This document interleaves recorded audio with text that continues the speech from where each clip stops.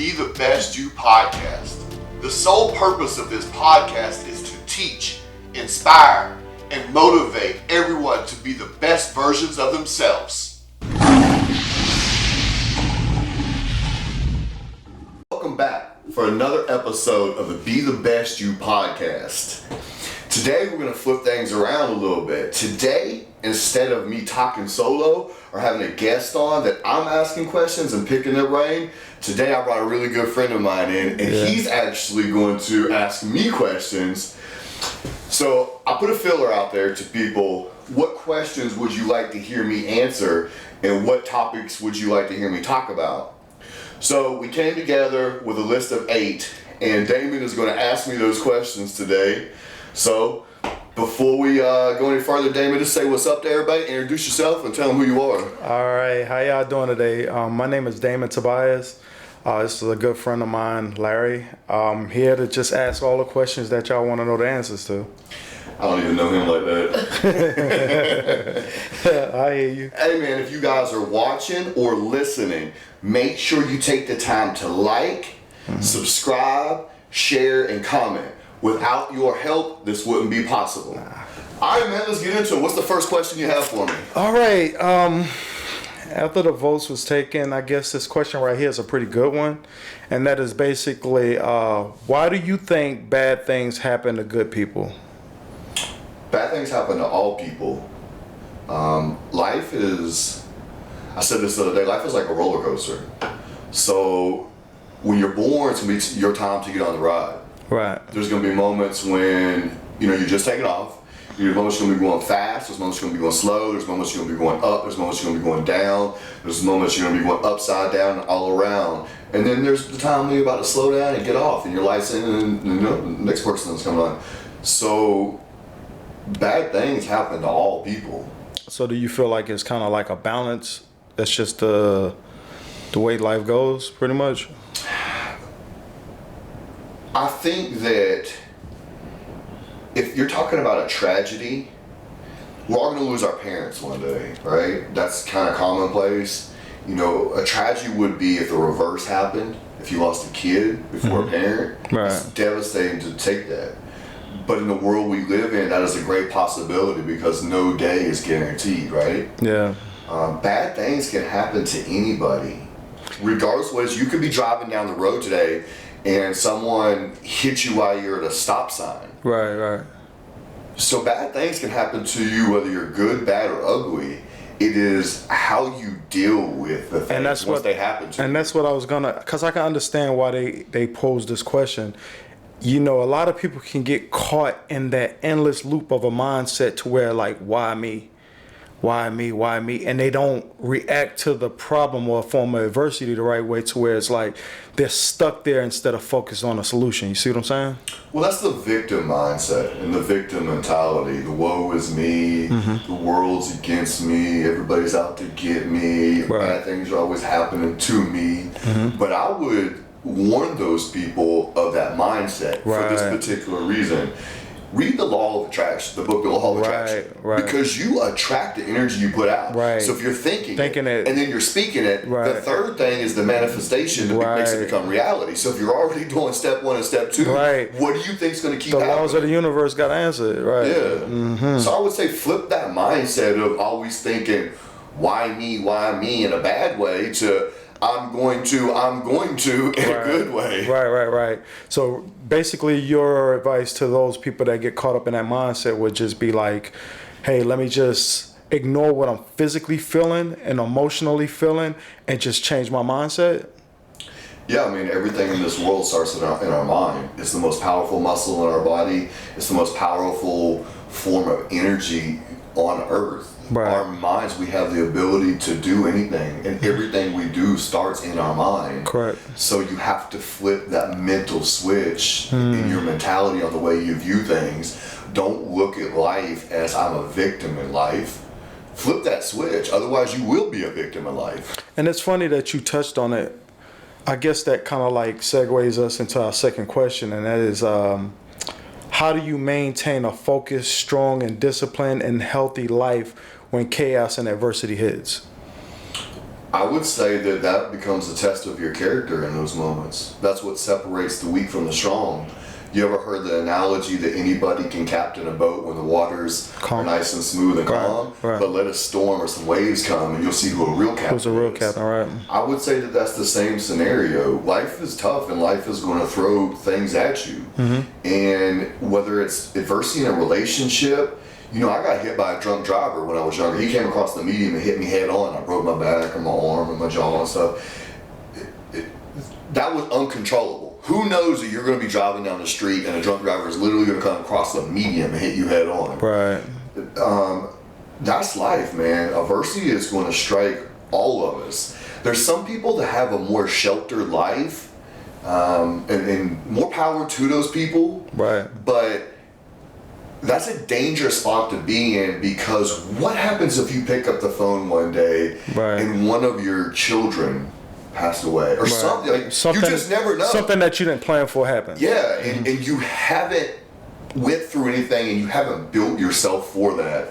I think living a sheltered lifestyle can be very dangerous in that aspect. I would say that when adversity comes at you, man, that's a real test of your character and who you are. That's when you should be at your best. Me and my wife talk about this all the time. She actually made a comment to me yesterday about, you don't understand this about these type of people. I'm not going to get into our whole conversation, but she was basically saying, because of your mentality. She's like, you have this ability to push through and overcome, and you become your sharpest in scary moments and dangerous moments and in sad moments. And she is true about that. My life was so crazy when I was younger. Maybe I developed a mentality of being able to really focus and be at my best in those situations, because I was put in some very serious and dangerous situations. So you have to be on point, and you know what I'm talking about that. So I would say, challenge yourself. If you live a very boring and mundane life, challenge yourself, man. Go do something. Learn, like, take up a hobby of, like, maybe mountain climbing. And I'm just making that up. Go to the boxing gym, take some boxing classes. Just anything to take you out of your comfort zone. Yeah. You know, because I think that's some of the things that make it hard for people to, I guess, get in shape or get their health life in order or their financial life in order, is because of a place of complacency, to where it's like you so focus on a mentality that's constantly draining you downward, instead of saying, hey, I need to hit the switch and just change the way I'm thinking to where I can get things in order. Yeah. Life is going to come at you, man, and life is tough, and life will get you when you're not expecting it. That will make you or break you. My motto in life, if you look at any of my social media, if you listen to me speak before, is tough times don't last, but tough people do.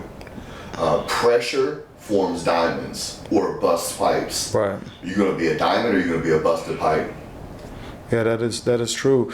And you know, it's something that you said that, you know, kind of some of the adversities that you faced at a younger age shaped your mind to basically capitalize in these stressful moments. You know, you obviously, that's kind of like leading us into the third question, to where it's like you obviously have overcome a lot of adversity in your life, but life doesn't stop having challenges. What do you currently struggle with, and how do you combat those struggles?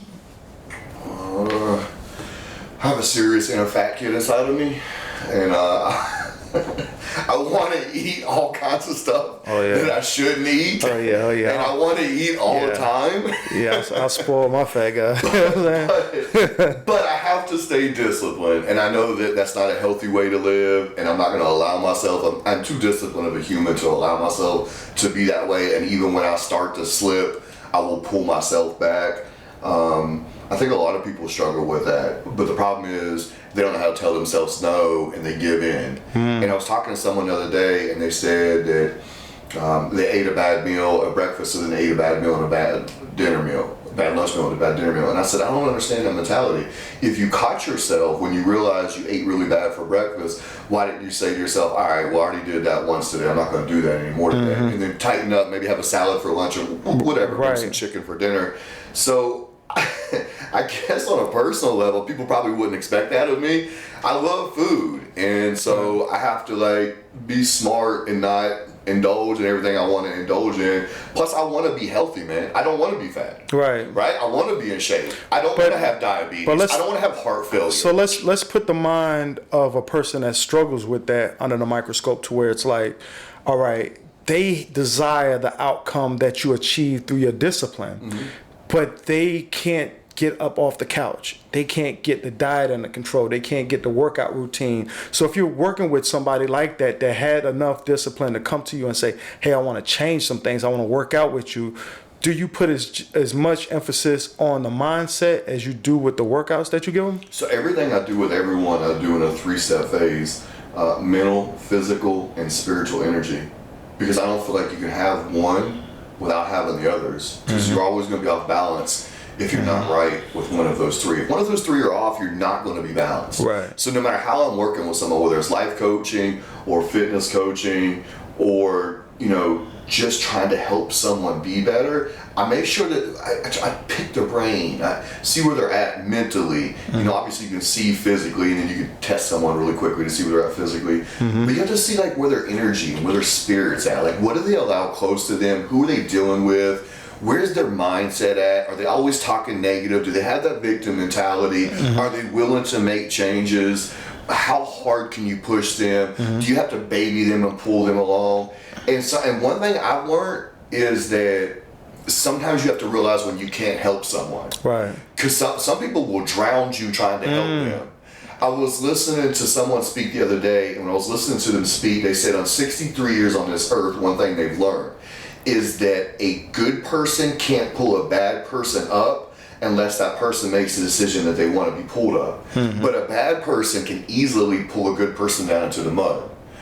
So I've had to learn that the hard way, because I've almost drowned myself trying to help some people that I just did, no matter what, you just can't help them. Right. So I've had to learn to walk away from those situations. But, the hardest thing for everyone, man, is to take that first step. So I would say to anyone that's listening out there, if you're watching or you're listening, is to take the first step. Because everything starts with the first step. True that. So whatever it is, whatever your struggle is, take the first step. Because I promise you, that is the hardest part. Once you get that down, step 2, 3, 4, 5 will never be a step as hard as step 1. Step 1 is always going to be the hardest. That's the step you have to take. Right. You can't just talk about it. You have to have the actions to follow through. Yeah. And one thing that I see very clearly, if someone comes to me on a fitness level, man, I can tell within a couple weeks, is this person going to really be into it or not? And the reason why is, some people will come and do some workout or some training or something like that just so they can say they did it, or just so they can maintain. But they're not actually going to make the sacrifice to make their life better. And how I just said a second ago to the question before, I don't want to be fat or have diabetes or have heart disease or just be sick all the time, because or not be comfortable in my own skin because I'm too heavy or I'm not comfortable. There's someone that I used to be really close with, and she said to me on several occasions, I love eating my cheeseburgers, I love this and that, and I'm not giving my stuff up. But I also heard this person say she doesn't feel comfortable in a bathing suit, or she hasn't worn a two-piece in this amount of years. But one day I was getting on her, and she said to me, I'm fine just how I am. I said, how you find just how you are if you admitted to me that you haven't worn a two-piece bathing suit in 15 years, or that you're embarrassed to let people see you? Obviously, you're not okay. So it's basically, when you get into that mindset, it's basically like a trade-off. If you choose to, it's like right now, if I give you this phone, and I want the money, I have to release this phone in order to get the money. I can't hold on to this and expect that. So therefore, through discipline, it comes a lot of hardships and pain, but in the end, you get what you want. But if you choose to hold on to what you want, in the end, you don't get what you want, We get addicted to bad stuff. One thing I realized working in a convenience store when I was a teenager was the first things that would sell would be cigarettes and beer. Above anything else in there. So even when people were broke and they would just get their paycheck and just have just enough money to buy a couple things, those are the type of things they would buy. People are addicted to bad stuff, eating bad, drinking bad, smoking, doing drugs. I think doing bad things comes easier than doing good things sometimes for a lot of people. And I would say this when people be like, oh man, you don't have fun in life. Or, actually, quite the opposite. My life is amazing. Mm-hmm. You know, my wife is my best friend. Couldn't be more blessed with that. I agree. You know, good relationship with kids, good relationships with friends, good relationship with, people around me. Mm-hmm. I'm happy. I have all the things in life that I've ever wanted. Right. I go on vacation all the time. I'm not scared to get in my bathing suit and go hang out on my boat on the water and stuff. Yeah. But where other people, they'll talk junk, oh, you should just eat that. Mm-hmm. But then when they come on my boat, won't take their shirt off. Right. Right? Mm-hmm. So I don't want to live. I don't want to live like that. I want to be free, live my life, and enjoy my life. And it's funny how you go into that, because I can see where a person's lifestyle lacks discipline, and if it excels beyond, say, a diet or just being lazy or poor finances, it accelerates and grows into other poor decisions in society sometimes. And I fell victim to that, to where you're trying your best to make good decisions, but you wind up breaking laws along the way. So it forms another form of adversity. So from somebody that has walked in the shoes, or even the people that haven't, I would like for you to just touch on question 4, which is, what was it like spending 13 years in prison? Because I can see how like a lack of discipline can get you caught up in a loop to get caught up in that situation. For some that don't really know what it takes to stay on the straight and narrow, just let them know what your experience was like. I would say the word that comes to the front of my mind immediately is enlightened. I think the 13 years in prison really enlightened me, really woke me up. I grew up and became a man in prison. Wow. I was a man by the time I was 15 years old, if you consider able to take care of yourself, be physically dominant, and do stuff like that. And I had to grow up at a very young age, but like on a mature level, like mentally. Right. I grew up and became a man in prison, and I want to say enlightened. And the reason I say enlightened is one thing that very, very clearly sticks out to me is we think life is bad. So right, obviously my story, what I went through. Life was tough for me. Being passed through homes, father walked out, being molested, being beat, being shot, being stabbed, selling drugs, being in the street, blah, blah, blah, blah. But when you're sitting in prison, and you're sitting in there for the amount of time I sat in there, you start to see life, and you're looking, and you're thinking like about your life and what your life could be, what you could be out there doing, the possibilities in life, and then you realize that hurricane you was in isn't all that there is in life. That there's a big massive world out there, and you can separate yourself from that hurricane, and you can do anything you want with your life. And sitting in prison and having everything taken from you and being confined in this concrete jungle, this war zone, allows you to see, man, this isn't what I want with my life. Thankful that I'm not dead, but man, my life can be so much better. So it enlightened me, and whether it was going back to school or studying on my own or training myself mentally and physically to be the best man I could be when I came home, I really became enlightened in there. I really grew up. I really became a man.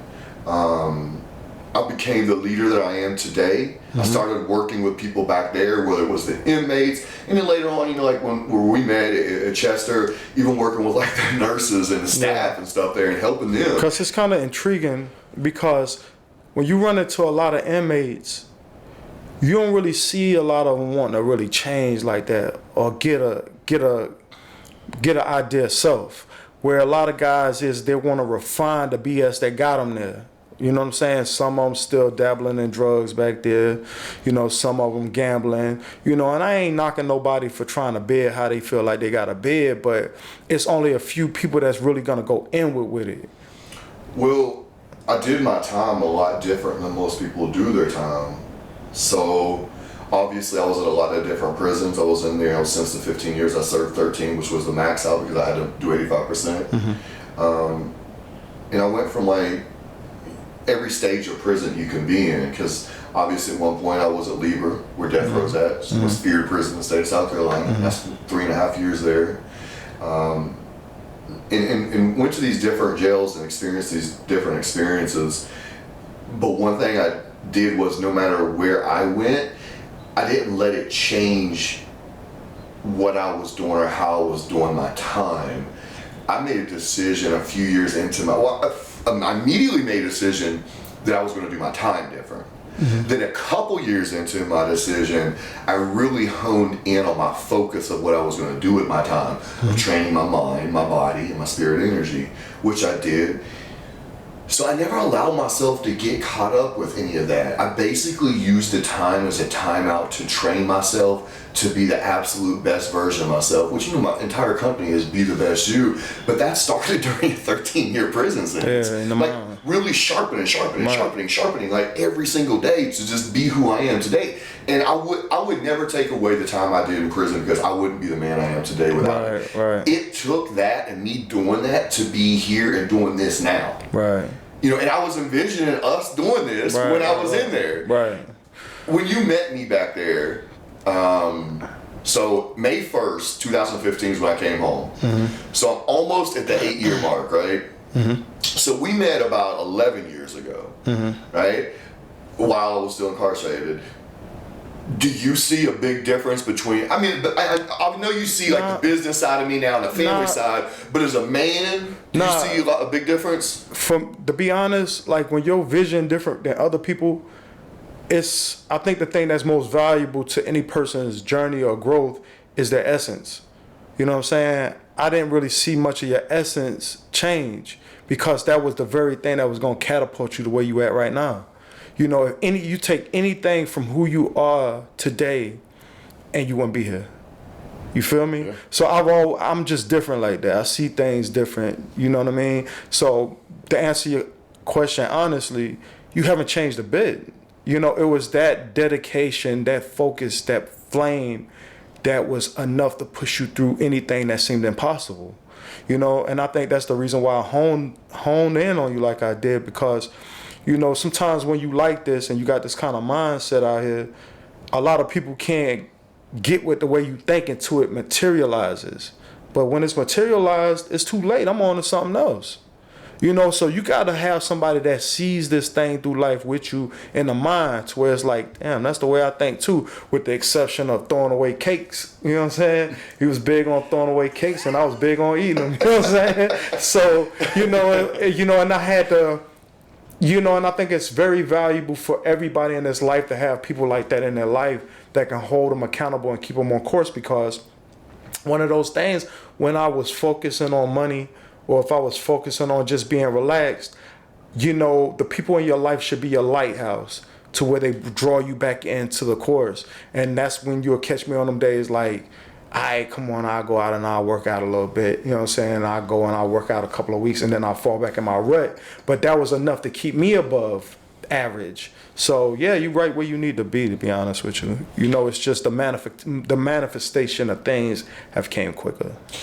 Yeah, it's funny because people are like, oh man, you're doing so good, man. You have all these businesses and you got a good life, beautiful home, condos, boats, cars, blah, blah, blah, blah. You've accomplished this, you spoke here.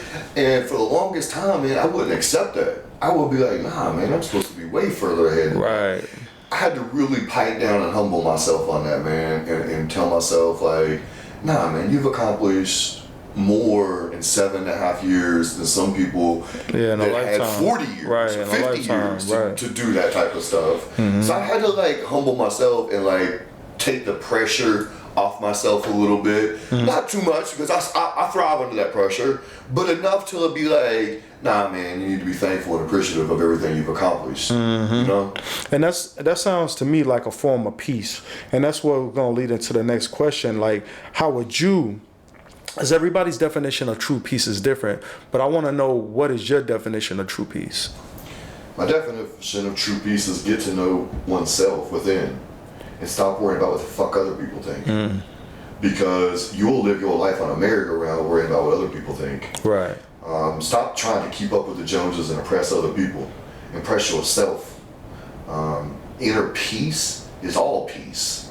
You can't have any peace in your life until you have inner peace. Right. So you must find your inner peace first. Before, anything else you do is a temporary fake peace. Right. I don't care if it's you going to buy a new car, a new pair of shoes, going on vacation, Right. a new fling, a new house, some likes and comments on social media. I don't give a damn what it is. If it is not real and within, it's only temporary. It's like a dopamine hit, and it's Right. not going to last. It pretty much wears off. So if you're looking at for peace in other people or materialistic stuff or even money, you're chasing peace in all the wrong areas, and you're going to be stuck on a merry-go-round going in circles, and you're never going to truly find your inner peace, right? To find peace in your life for real, you must find inner peace. You must learn who you are, what makes you tick.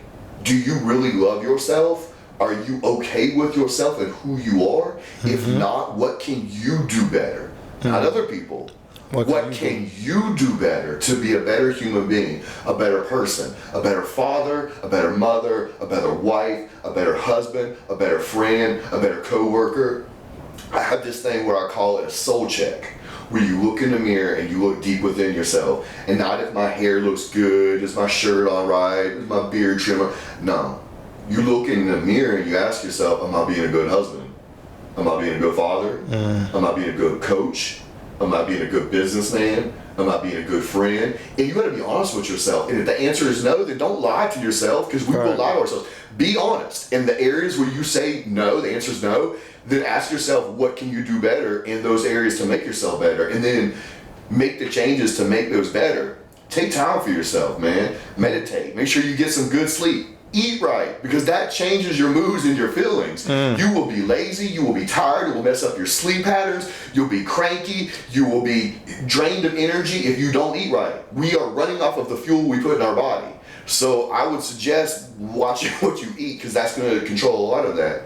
But find that inner peace, man. Find what makes you tick, who you are. Love yourself and get to know yourself. Because if you don't love yourself and get to know yourself, and you're not honest with yourself, you'll never have the true peace you're looking for. That's crazy. Because when I really look at everything, like with all the questions that I just asked you, it makes me understand that if you kind of like take all of those values and all of those things we just spoke about, it leads into my next question, where it's like, if you had to speak to like young kids or the young generation, if you can give them any life advice, what advice would you give them? Don't care what other people think. Tune it off. Ignore it. Tune it out. If you're worried about what other people think about you in school, if you're trying to join sororities or fraternities to make people like you, if you're worried about what people think about you on social media and you're trying to portray an image, or if you're trying to impress people or be cool with people, I mean, that's one of the things that got people messed up in prison. Right. That bullshit right there. Right. Stop worrying about what other people think, because it doesn't matter what other people think. True that. So find yourself and who you are, and let other people either like you for that, but you gotta, or keep them away. But you gotta look at it like how you looking at it. Like, you got social media, you got so many poor examples of role models in society.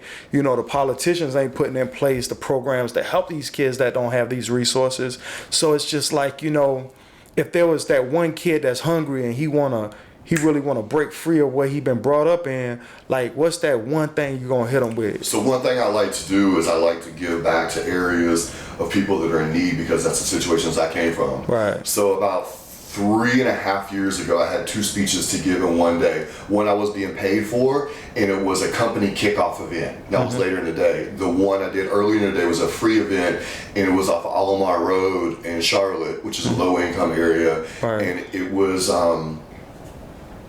at the recreation center, and a friend of mine put together, and he asked me to come there and speak. And there's probably about 300 to 350 people. And it was an area like me and you grew up in. Right. And there might have been maybe 10 white people there, and everyone else there was black. And I remember sitting there watching the entire event, because obviously I was the keynote speaker, and I was watching how people was acting, and it was disgusting. Yeah. Because this was a free event. Right. It was put together with all good intentions to help people out. Right. So I went up to my friend before it was time to speak, and I said, hey man, I'll still speak today, Right. but I'm getting rid of the speech that I wrote, and I'm going to just speak to the people, because I have some things on you off my mind. He's like, hey man, I respect you, LD, do what you do. Right. So I went out there and I called this speech, "Who do you want to be?" So now, keep in mind, we're in a low-income area, in a hood area. Right. All black people in the room. I got 350 people looking at me. So I asked everybody in the room, "Do you guys know who Eric Thomas is? Does anyone here know who Eric Thomas is? If you know who he is, raise your hand." Guess how many people raised their hand? So. 0. Right. 0. He's a black man from the hood, from Detroit, Michigan. He's the #1 motivational speaker in the entire world. So then I said, "How many of you guys in here know who the baby is?" Everybody raised their hand. That's crazy. I said, so I just asked you guys if you knew who the #1 motivational speaker in the world is, and no one in here knew who he was. He's a black man from the hood of Detroit, Michigan. I asked you guys if you know who the baby is, and every single one of you raised your hands. You're talking about someone that ran around the streets of Charlotte for 3 years wearing a diaper trying to get attention. Shot and killed someone at Walmart, shot someone at his house, blah, blah, blah, blah, blah, blah. Right. You know, stuff that's gotten canceled and stuff now. Yeah, I see where you're going with it. Because I heard somebody say that like some years back where it's like you look at a college campus and all of the athletes get more attention than the people that pass up on the dean's list. Yeah, so my point was our role models and our system and our minds are in the wrong place. Right. And everyone was cheering my speech and was feeling my speech. And then at the end, I laughed and I was like, "Man, y'all feeling my speech, right?" And they're like, "Yeah." And I was like, "Man," I said, "if I sent every single one of y'all the most powerful motivational speech that I've ever given, I guarantee you maybe a quarter of you would watch it and that's it. But if I sent you a video of me smacking somebody, everybody in this room would watch it 6, 7, 8, 9 times and send it to your friends and family." Negative so mindsets. That's where our mindset's at. So that's why I would tell the kids, don't worry about the young people. Don't worry about what other people think. So I would say this. Stop trying to fit in, fit out. Be yourself. Yeah. Don't worry about what other people think, and don't worry about doing stuff because of peer pressure or doing stuff because you think it's cool. I would say find who you are, be yourself, like I taught my daughter Silver to be, and everyone liked Silver because she was different. They tried to be cool with her because she was different. They tried to fit in with her, and that's what I always try to teach her to be. Don't try to fit in to be with nobody else. Be yourself and let them fit in with you. And I'm the same way. Yeah, but you know, you got some of these kids, you know, they might want to break free of the stuff they've been brought up in, but the negative influences is just too strong in the household.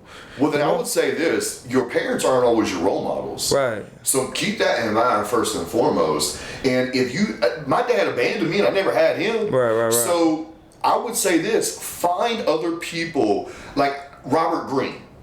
Right? I read all Robert Greene stuff. And I don't want to say I look up to him or anything like that, but I used his advice and the knowledge that I learned from him and applied those things to my life. Dr. Jordan Peterson. Even to this day, I still listen to his stuff. And I think it's some bullshit what they're trying to do to him and cancel him. Yeah, I agree. We talked about it. Yeah, so, you know, Tom Brady was someone I studied really hard when I was locked away and watched their careers and watched like his attitude, his mentality, his work ethic, his leadership, his desire to be great, and studied and tried to implement into my life. Eric Thomas, I was in a friendly competition with him. I've never met him in person, but I wanted to surpass him as a motivational speaker. You used him as the benchmark. Yeah, so find people that will push you and motivate you and inspire you to do better. Emulate them and challenge yourself to catch them and pass them. True that. Right. I guess that leads into our next question, which is what is the opinion about men these days? The demasculation of men, and this is so-called toxic masculinity and topic theory. You know, I think we was talking about that when we was going to the market the other day. So, this is a really good one. The demasculation of men.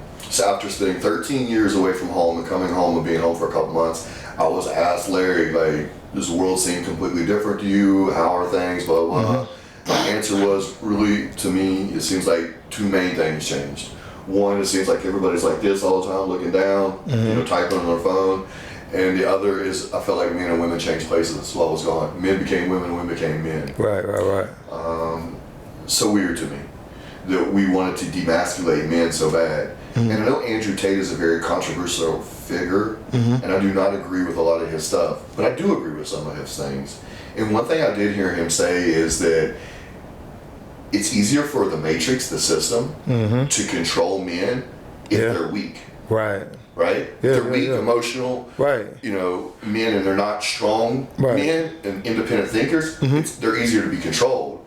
So I think there's a system has been put in place to do these things and bring women more to the forefront and men to the background, to the ground.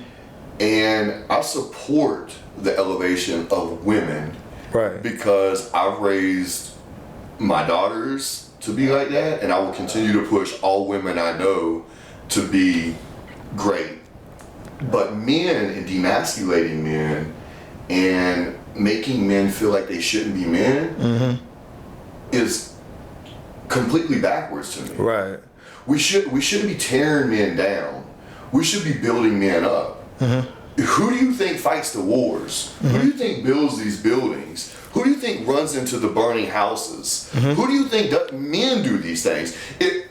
If my wife, which my wife is capable of doing anything, she's amazing. Right. But if her car gets a flat tire, I'm gonna be the one to go out there and change for it. Here's the catch, D. Here's the issue. Okay. I feel like a lot of men that are still more manly man, more masculine men are dicks, man. Right. Just don't be a dick. Right. Be a good person. Be a good man. Because there's nothing wrong with being a real man at all. Just don't be a dick. I get what you're saying, but to play devil's advocate, right? I was looking at a study where I think it was like a prison where they kind of like played with the inmates' food, and they went like say a couple of weeks or months where they fed the inmates soy-rich foods just to see how it would affect them, and they started having emotional issues, PMSing because their estrogen levels was up.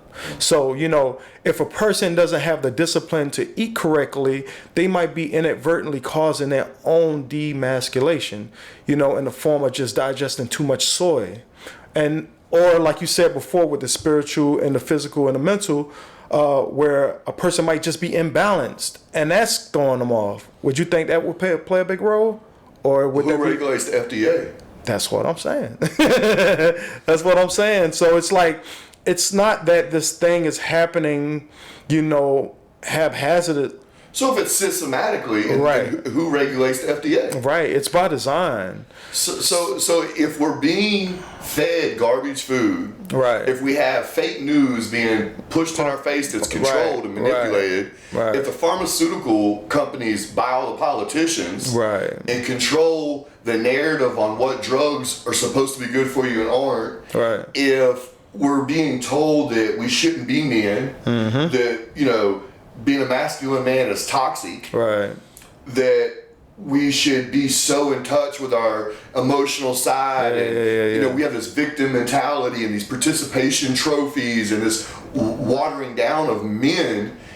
It's no wonder that someone like Andrew Tate that says some super crazy stuff could come along and be like, no, and start preaching towards young men, and all of a sudden create a massive following that is so big. There's riots in the streets of London and Greece and Romania to let this man out. I mean, like, look it up on YouTube.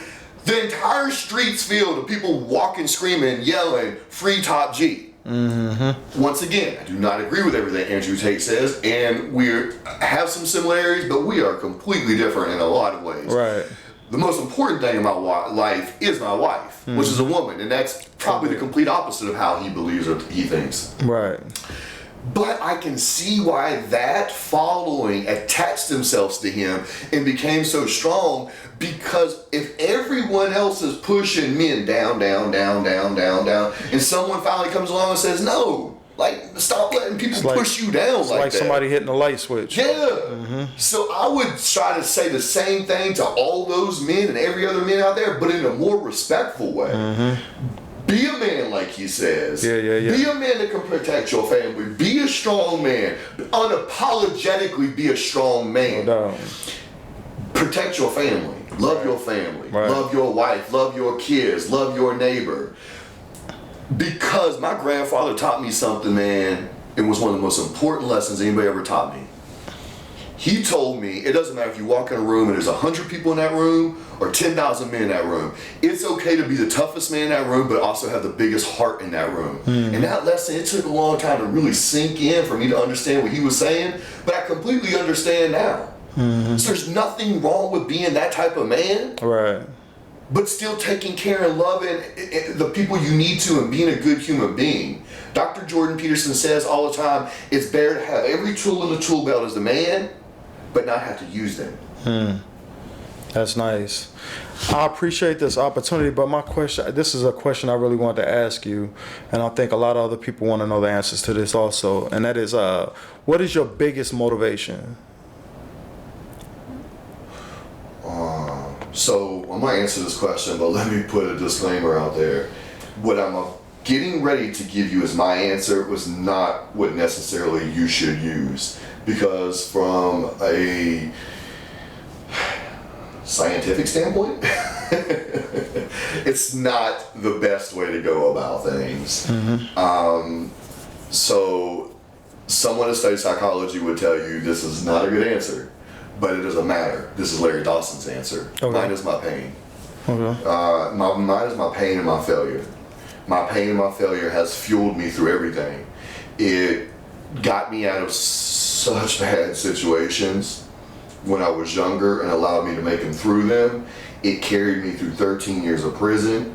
It carried me through being able to, work 3 jobs when I first came home, sleeping in my car, to overcoming bad situations, the loss of my mom, to being able to open businesses and be successful, to never let anybody put their limitations on me, to never let anything happen to me in the past stop me from being great and achieving all my goals. So I just use that pain and just channel that pain inside of me to push me, and it allows me to be great and to do great things. For the majority of my life, I felt like there was a knife against my throat. And I'm not saying that that's a good thing, but that ability to have that mindset of no, and just keep pushing and pushing and pushing, it pushed me to greatness. And it's part of my secret that made me who I am. I am not currently in a state that is that serious right now. I'm in a much more relaxed state in my life, but I still feel it, bro. I still feel it. I haven't forgot any of it. So it's just basically still just being a constant source of fuel to motivate you in the direction you choose to go in? Yeah, because we can let a bad situation make us or break us. Some people it breaks them, some people it makes them. I feel like in my darkest times has been my best progress, because I've been able to take every one of those heartbreaks, tragedies, and failures and turn them into a massive success by allowing that pain and anger to fuel me and push me. Earlier today, me and my wife was talking, and she asked me if there was anything in my life that I could change, would I? And I said, no. Maybe I would like to spend some more time with my mother before she passed, but besides that, no. I wouldn't change anything that happened to me or that I went through, because I wouldn't be who I am right now today if you changed any single piece of it. That's true. That's true. So for the people that's out there watching, what's next for Larry Dawson? Oh man, well, after taking 3 years away from motivational speaking and finally getting back into speaking and getting my first couple ones under my belt, felt good, because that's something that I'm passionate about and I love and I enjoy. And COVID, changed a lot of things, not only for myself, but for the entire world. So I think we as people are starting to get back into living out there again instead of cooped up. No doubt. So look for much more speaking to come. If you follow me on my social media, you see some of those speeches that I just released, including one that I just dropped the other day. The podcast has new episodes that are being released every Tuesday.